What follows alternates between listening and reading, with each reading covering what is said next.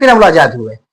शुरुआत तो यहीं से हुआ था, ठीक है। अब बात समझिएगा, राजस्थान में राजपूत थे, मराठा राज था, यहाँ पे आपका लोधी वंश का शासक था, नीचे विजयनगर साम्राज्य था। जब इतने सारे शासक थे तो फिर विदेशी आक्रमण हुआ किस तरह से, और किस तरह से बाबर ने योजना बनाई और भारत में आक्रमण किया, इसके बारे में हम समझेंगे। जो आज तक आपने ठीक से नहीं समझा, आज को हम क्लियर बताएंगे कि बाबर आखिर भारत में एंट्री हुआ किस तरह से, ठीक है। अब समझिए, मुगल वंश का संस्थापक कौन था? बाबर था, ठीक है। मुगल वंश संस्थापक कौन था? बाबर था। बाबर का पिता का नाम क्या था? उमर शेख मिर्जा, ठीक है, ये तो आप भी जानते होंगे। मां का नाम क्या था? कुतलुक निगार खान। अब देखिए, मां क्या थी? चंगेज खान का वंशज थी। पिताजी क्या था? तैमूर रंग का वंशज था। देखिए किस तरह से आपको समझाते हैं। इससे पहले आपको हम क्या पढ़ाए थे? गुलाम डायनेस्टी। अब देखिएगा आया किस किस तरह से। पहले गुलाम आया था,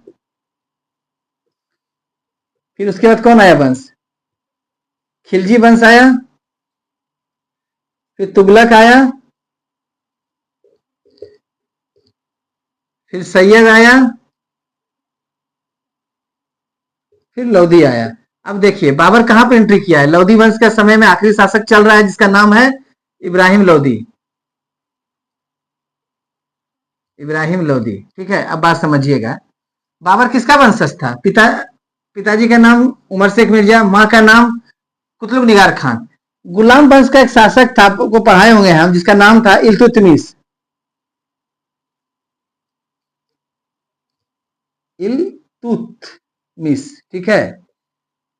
इल्तुतमिश के समय में चंगेज खान का आक्रमण हुआ था। चंगेज खान बहुत क्रूर शासक था, ठीक है। चंगेज खान, मां इसी का वंशज थी। समझिए ये 1206 का बात चल रहा है, 6 से 10 का बात चल रहा है। इल्तुतमिश तो 10 में आया था। इसका समय में चंगेज खान आक्रमण करता है। तुगलक के समय में आक्रमण हुआ था किसका? तैमूर लंग का। तैमूर लंग दोनों क्रूर शासक था, ठीक है। तैमूर लंग, चंगेज खान जहां जाता था ना, पूरा साम्राज्य को निस्ता नाबूद कर देता था। आप समझ लीजिए कि जो बाबर है उसका मां है चंगेज वंश का, पिताजी है तैमूर लंग का। 300 साल पहले का बात है, मतलब 26 में आया 1200, मतलब इसका बेटा